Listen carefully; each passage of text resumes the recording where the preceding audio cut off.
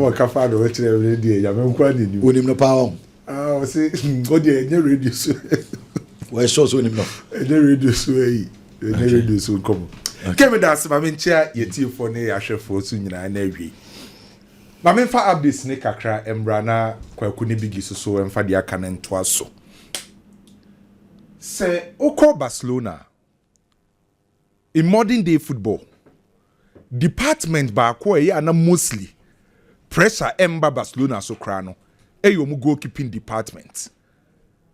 In modern days hardly na better say Barcelona pressure bi wo mu team no so about goalkeepers. Na sa department on the pressure ni omo so bebre.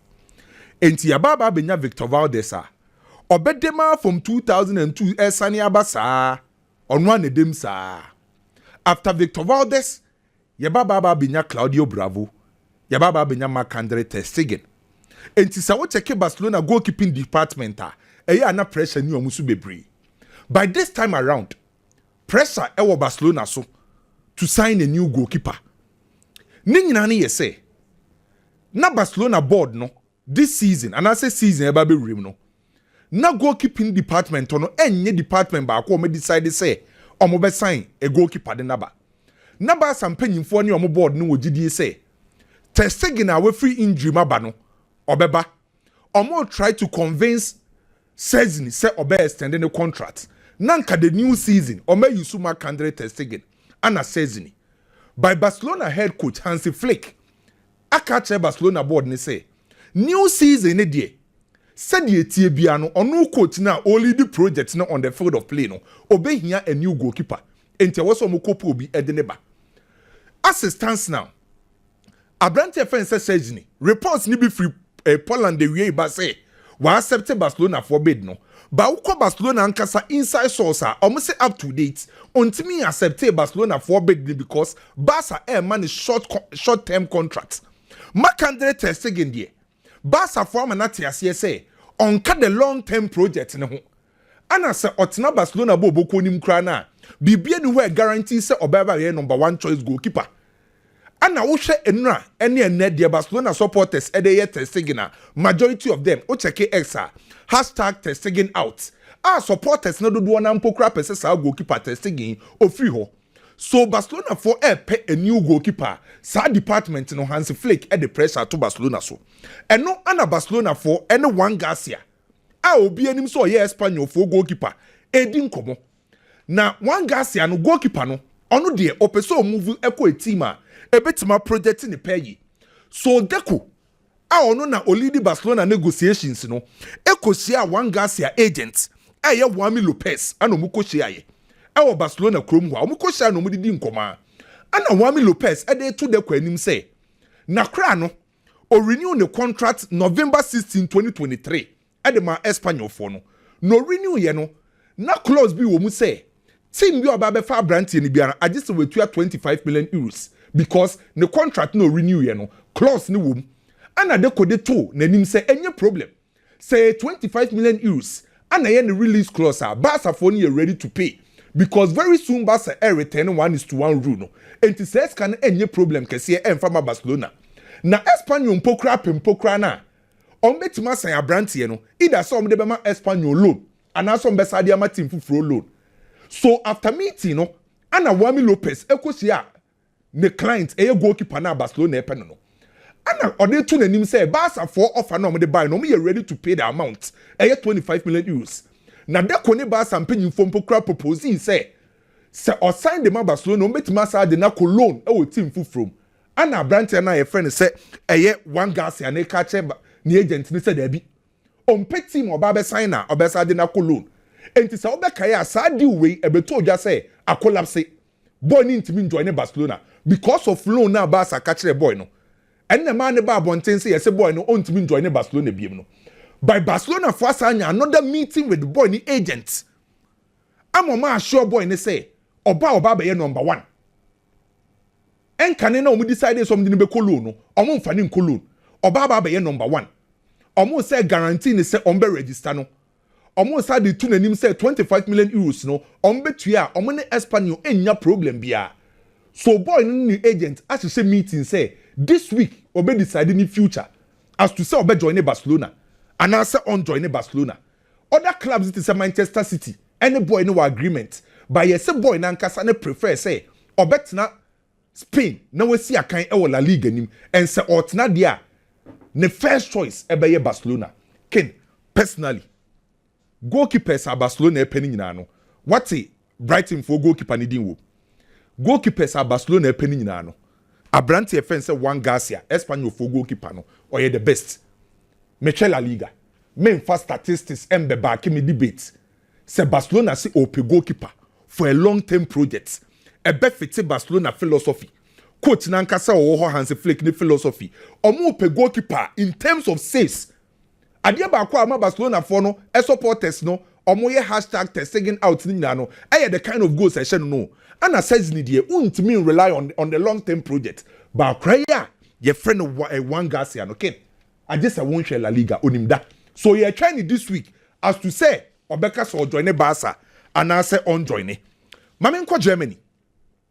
Bayern epe a classic number 10. A classic number 10 in a sense say Obia obebwejina hurricane chia onim go she o create or set me acting as a shadow striker and as a auxiliary striker. And it's a ojina hurricane chia unhu baby obe fraba. Now I enter into the penalty box. Now I should go the amount. Into a more pesa classic number 10 nibi. That's the reason why no many abrese. A more penny bakus na preference Florent Fitz. As I say na crane air ko Liverpool bobo kuni. Na Bayern for the almost say. Omo budget for sa classic number 10 no 100 million euros. And it's a oche Florent Fitz do no almost say omo above 100 million euros. Into one mujina sa number 10 rule no budget o metwa to no 100 million. Na ma member of breaking be awie ya. Awie ye be Ra studio. Barcelona are rejected offer from Bayern for Fermine Lopez. Awie ya. Bayern at the 60 million euros equal Barcelona so here for Fermine Lopez. Barcelona for antina simple kra ne Bayern for ankasa.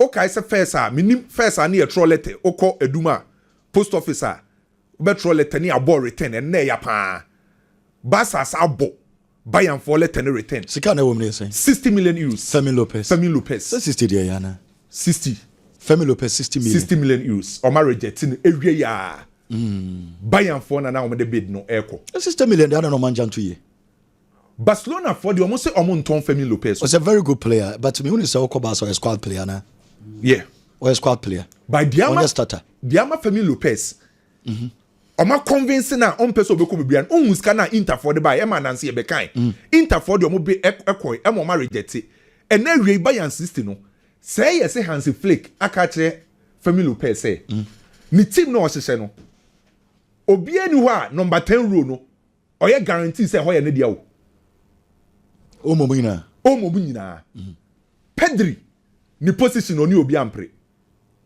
Lamine Yamal position oni obi ampre Rafinha fita oni obi mpre apart from some players no obi a position enye guarantees a enti Fermine Lopez no maka che ne say otina Barcelona okosoro ba from obenya playing time Enkrana wo Barcelona na 60 million dia na anopa awareness enkomohwe na omudi hu nkomo kakra se bia Bayern fa bonus so benya den enguso ma no nko be 70 because omonkra na du ba bia wo ma bonse na bi muso ateko anahwe ombo ne timi te kokra du ba bi kra hwe ne kra hu no anso fati me ka se mre bi 120 kra ba na woda omanje ene Monaco 20 million basa so mo hinska but important pro key o freche ba ne hu and unim the reason why I met Hansi Flick as no Hansi Flick will players be Eric Garcia Inigo Martinez sa players no and fa ho ni amount obeba obegina say mo nton because omo ye very key to ono ankasa coach no emu ye den a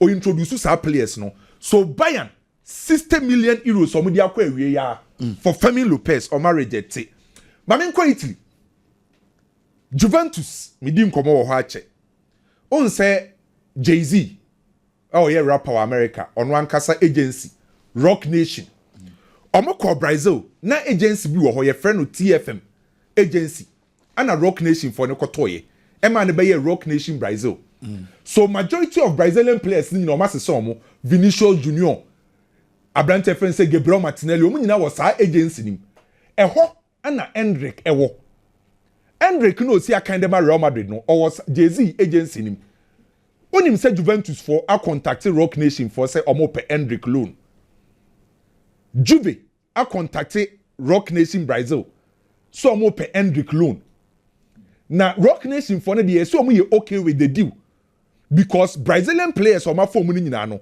na the plan was top 3 players on be projected Rock Nation Brazil no na Vini ana branch friend say Gabriel Martinelli na Hendrick by Hendrick dey no onya playing time for Real Madrid enti Rock Nation for na nkasa team amana obetima konya playing time betima project no ana Rock Nation for so omo dey okay say Juventus for any abrace omo pe Hendrick a eni omo nsem omo ne Real Madrid for nko kasa ana Madrid for so aka Juventus for say baby omo say no ni nyina be gina Jabi Alonso so say Jabi Alonso eka say Hendrick nkolo na omo ye ready to negotiate ana Jabi Alonso so aka Florentino Perez ne Real Madrid for penny for say ono de odago sichi na semunya striker de mana obetima ma Hendrick akọ so Juventus convince Real Madrid for say Hendrick no embra loan okay. Na medima no wie no ma me nkọ wie e Gazeta dello Sport o ma report to wie ya say Chelsea ekukuru offer e de corner polibobu konim for Andre Frank Zambo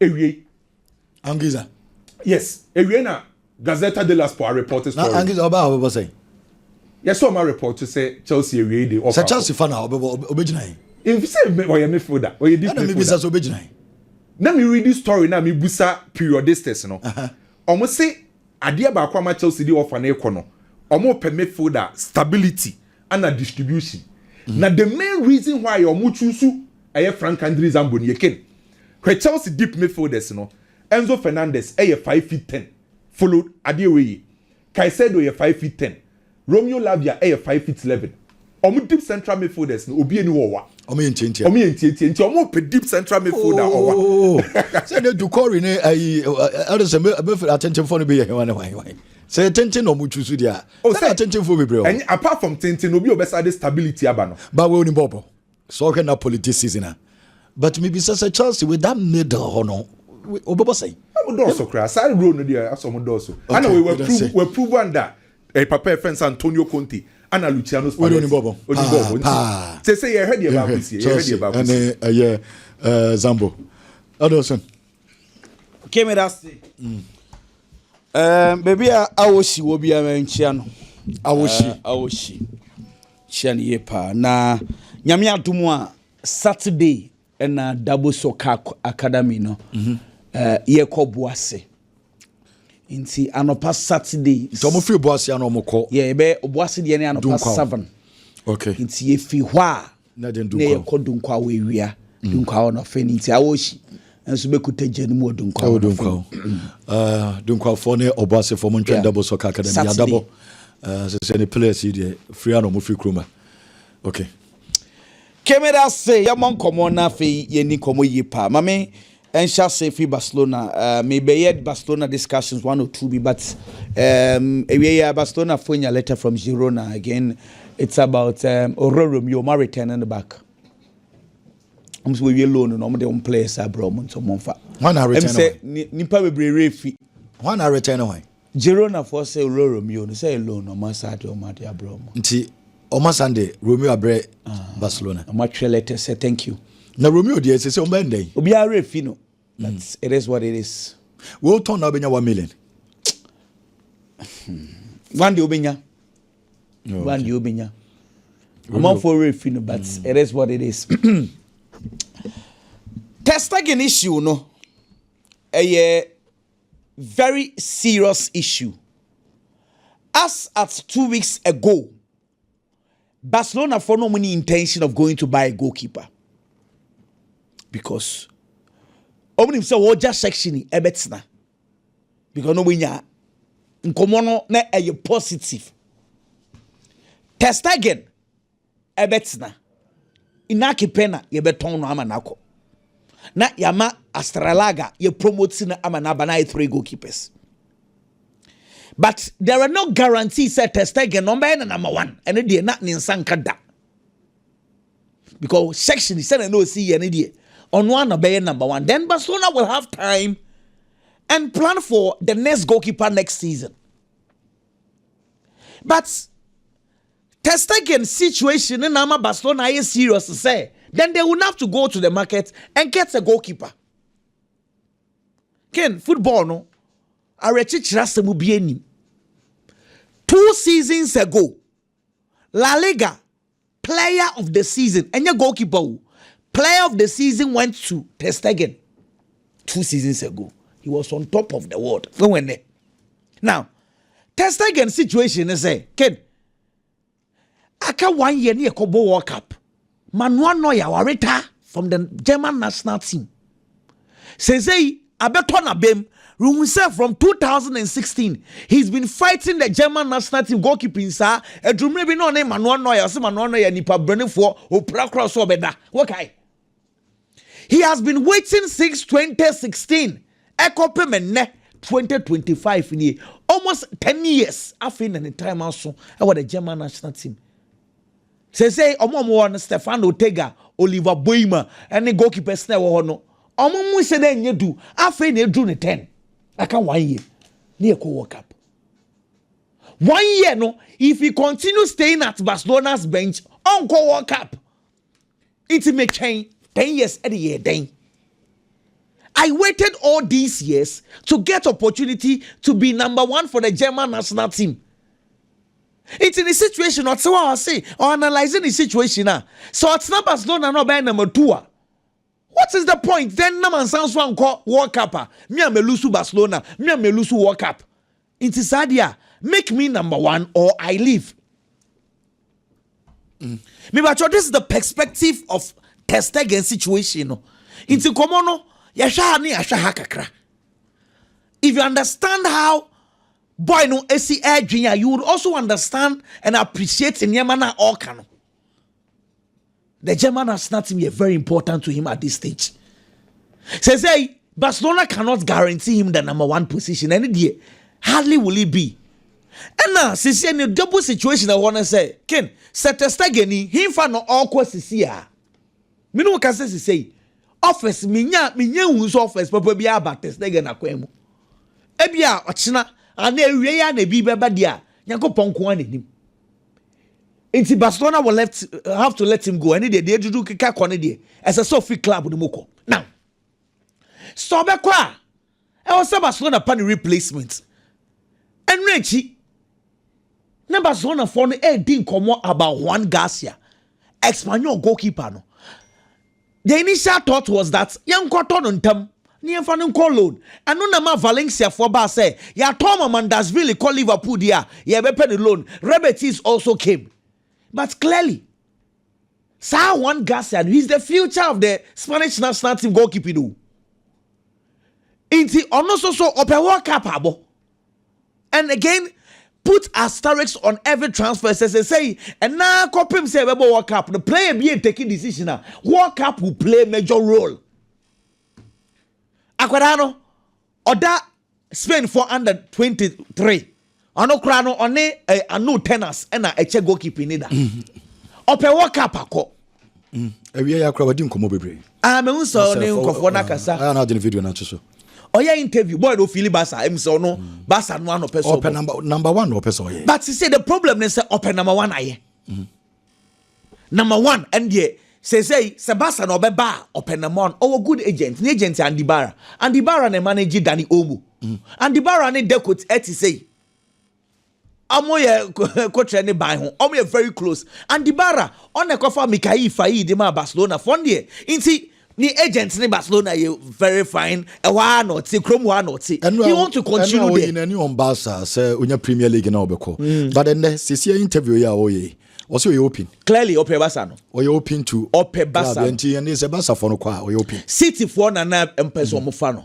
But see Aquadano Obien will person man guarantee us number 1. I don't Chelsea for Kofano.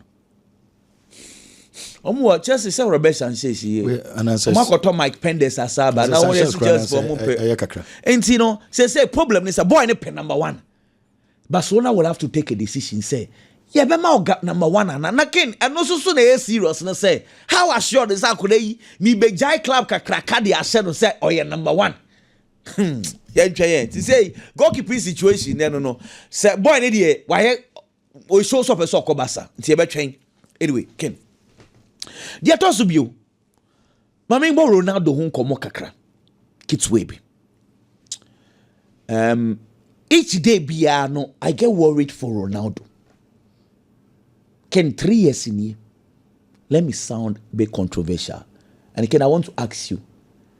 3 years in here, club football. Ronaldo, any Messi, why now, Bobo? 3 years in here. Baku Inter Miami. Baku El Nasa. Why now, Bobo? 3 years in here. Ball session, Chelsea.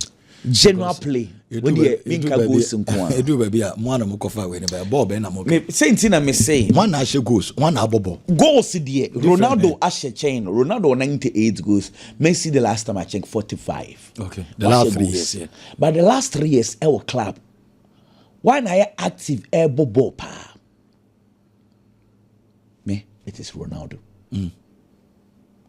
But sad 3 years, you know, Ronaldo susuna.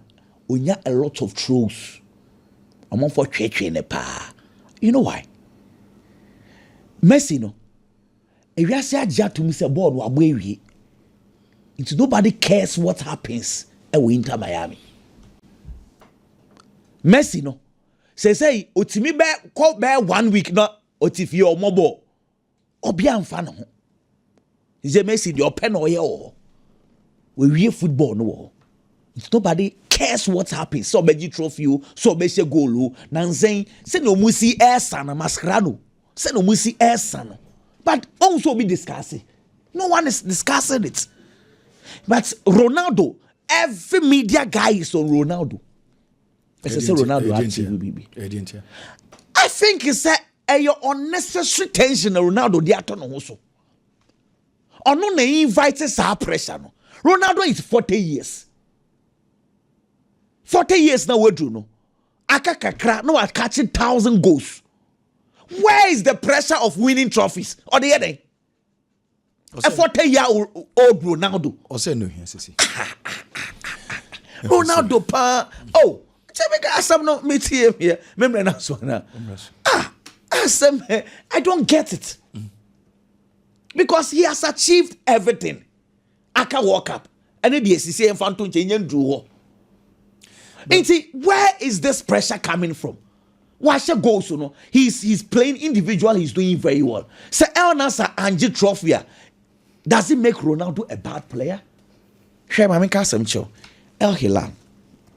Last 2 years, the J Lake, Okofa Mitrovic, Akofa segment Kovic Savage, Kofa Kubl Bali, the J Lake.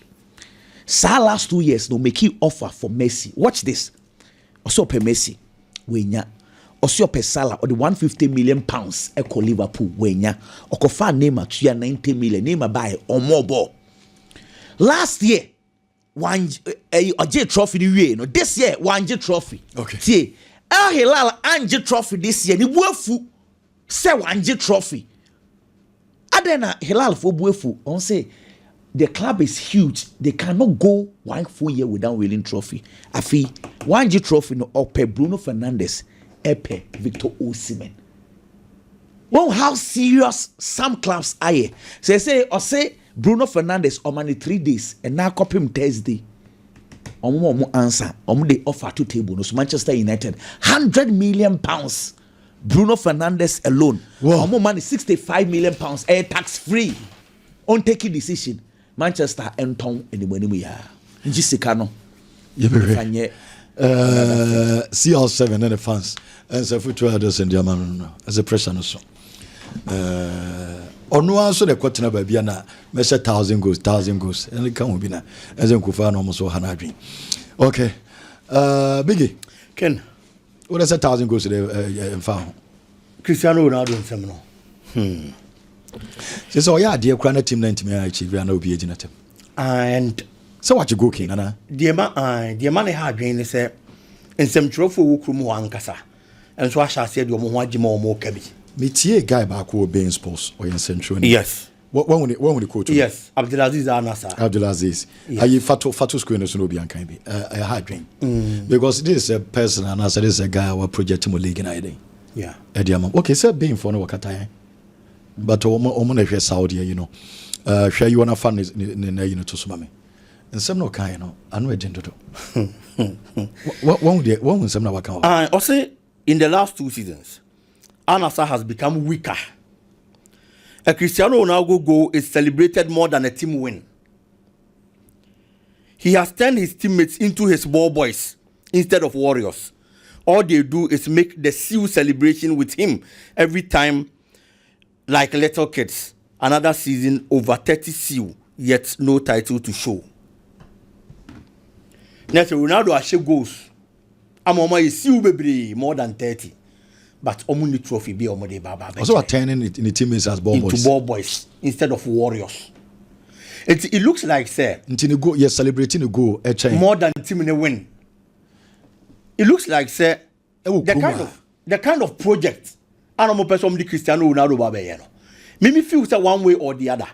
If these things machinated by incrophobia, then it looks like say the Cristiano Ronaldo deal was to bring Ronaldo to Saudi, get the needed attention to attract other players. See, other players, the world attention. It's the Cristiano Ronaldo compo and every.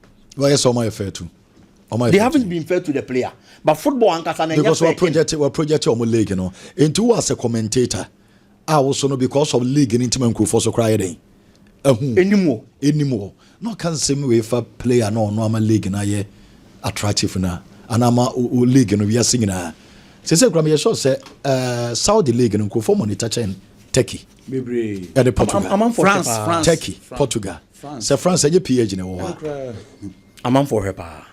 And it's make us say it makes me feel like say the Cristiano Ronaldo ba say the neighbor be ya there. See the Conibia yenya attention na ye peno, yenya recognition na ye peno. And then because of Cristiano Ronaldo ba Saudi Arabian team, there are other top European stars almost joining the Saudi Arabian League.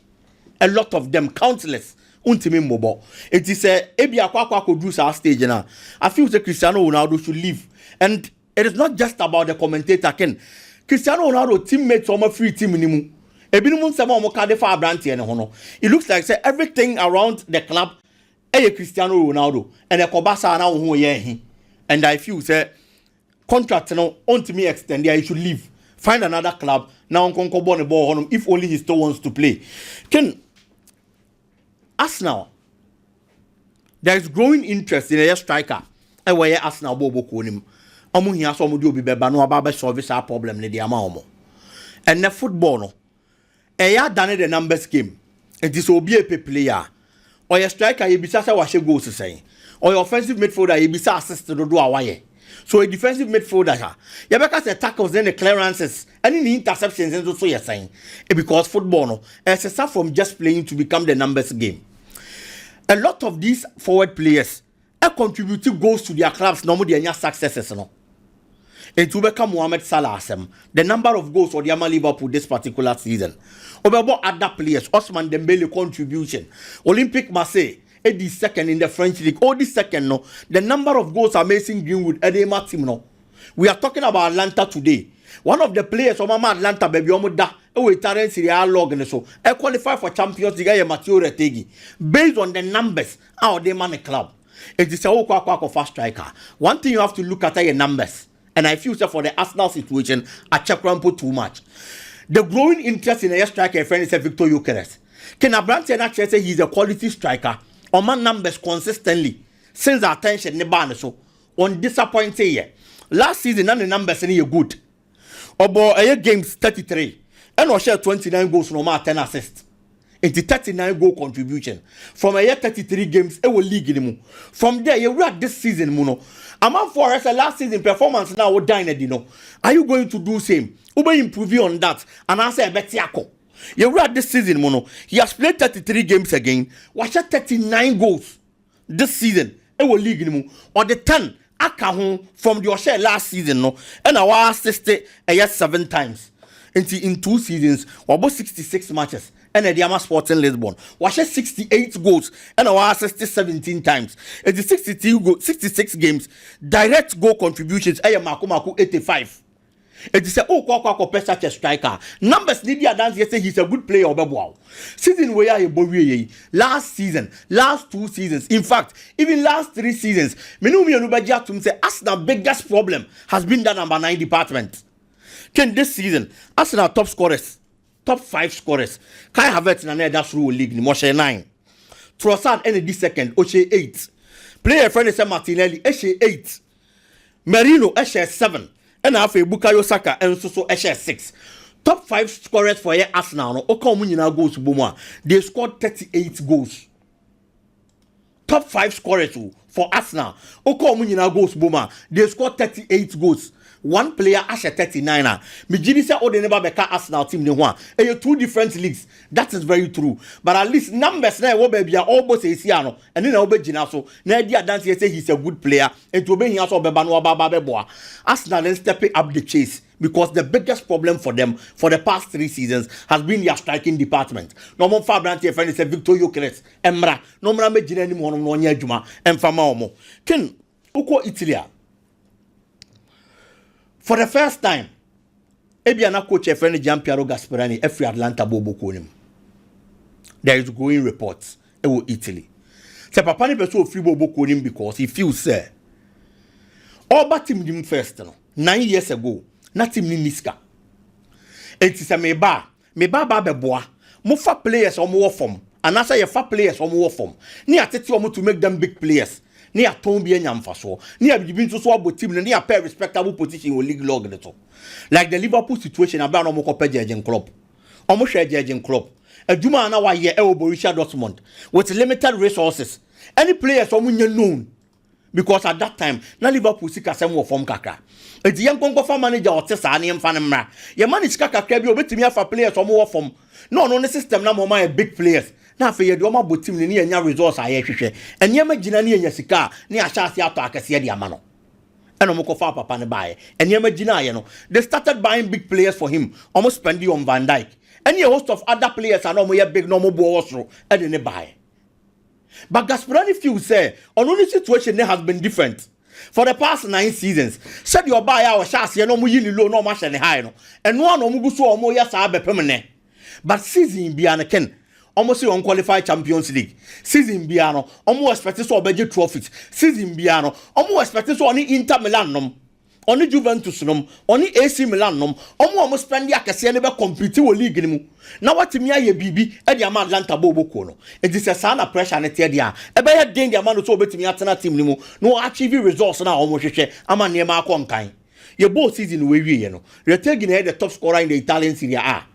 Coach ni expect say come mefa other good and quality players ababa be kan.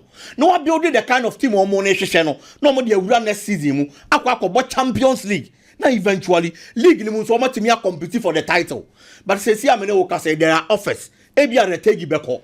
Ademola Lookman na second top scorer with team ni mu with 15 league goals. Ken, as we speak, there are offers from other big clubs in Europe. Bayern Munich no money ade nyina. Enya brand na o mo pe. I no so mpanifo di hu nkomo ebi ono so beko e dey say no midfielder no and so there are reports say other big teams e wo Europe no so pa brand no enti possibly ono so betimi a free team ni mu enti papa ni feel say aduma na ye nyina ye no say me bre na me ye be part akokoduru soro a na mo adwiri project na gu uwia na also the pressure baba be see me so say me nkonkobo me ho mode na me nye trophy me nkonkobo me ho mode na me nya respectable position. It is a say ya na beto aso na the top stars de bia mo beto ama na kode a obeja adwuma na to no apene ba bia fa but I feel say Atlanta mpanyifo ne papa ne nkasa adwuma na papa na ye ne ken ulusi such a manager emfa ne say ulusi manager keke getting players omo ye low profile players ubeja bebre but when you bebre ni wi a to groom them to become big players me no me no beja tum say Ademola Lookman wo EP omu na nye say na ne level ne performance there. The man has added a lot to the players are offer.